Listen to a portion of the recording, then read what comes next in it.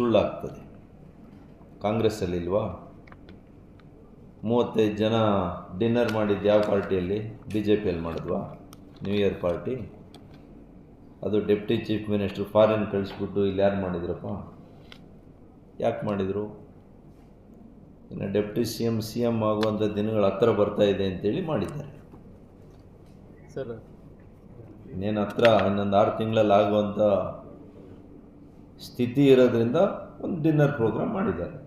Sir, Chikkaballapur ಜಿಲ್ಲೆಗೆ ಸರ್ಕಾರದ ಅರ್ಧದಷ್ಟು ಸಚಿವರು ಇನ್ನೂ ಭೇಟಿ ನೀಡಿಲ್ಲ, ಮತ್ತು ಪ್ರತಿಪಕ್ಷ ಸಭೆಗಳನ್ನೂ ಸಹಿತ ನಡೆದಿಲ್ಲ ಚಿಕ್ಕಬಳ್ಳಾಪುರ ಜಿಲ್ಲೆಗೆ. ಮಿಷನ್ ಮಾಡೆಲ್ ಮಾಡಬೇಕಾಗಿತ್ತು. ನಾವು ಸಮಯ ಕೊಟ್ಟು ಅದನ್ನು ಮತ್ತೆ ಫಾಲೋ ಮಾಡ್ತಾಯಿದ್ವಿ. ಇಲ್ಲಿ ಸುಮ್ಮನೆ ಕಾಟಾಚಾರಕ್ಕೆ ಕೆಲವು ಸಭೆಗಳನ್ನು ಮಾಡಿ ಹೊಟ್ಟೋತಾರೆ.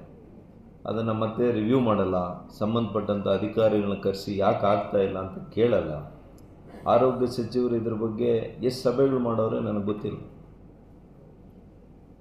ಇದ್ರ ಪ್ರಯೋಜನ ಎಷ್ಟಿದೆ ಅಂತ ಅವ್ರ ಕಲ್ಪನೆ ಇದೆಯೋ ಇಲ್ವೋ ನನಗೆ ಗೊತ್ತಿಲ್ಲ. ಯಾವ ಸರ್ಕಾರ ಒಬ್ಬ ವ್ಯಕ್ತಿಗೆ, ಒಂದು ಕುಟುಂಬದ ಸದಸ್ಯನಿಗೆ ಏನಾದರೂ ರೋಗಕ್ಕೆ ಚಿಕಿತ್ಸೆ ಕೊಡಲಿಕ್ಕೆ 5 ಲಕ್ಷ ರೂಪಾಯಿ ಒಂದು ಸರ್ಕಾರ ಕೊಟ್ಟಿದೆ ಇದುವರೆಗೂ. ಅಂಥ ಯೋಜನೆಯ ಒಂದು ಕಾರ್ಡ್, ಅದು ಫ್ರೀ. ಆ ಕಾರ್ಡ್ಗೂ ದುಡ್ಡು ಕೊಡೋಂಗಿಲ್ಲ.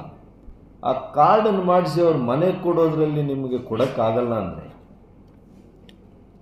ನೀವು ಈ ಇಲಾಖೆನ ನಡೆಸ್ತಾ ಇದ್ದೀರಾ ಅಂತ ಅನ್ಕೋಬೇಕಾ ನಾವು?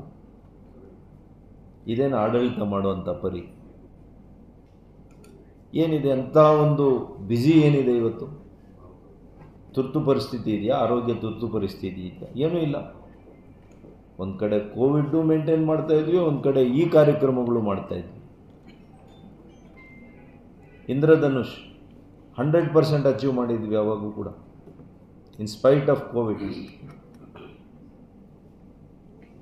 ಜನರು ಇವನ್ನೆಲ್ಲ ಕೂಡ ನೋಡ್ತಾ ಇದ್ದಾರೆ.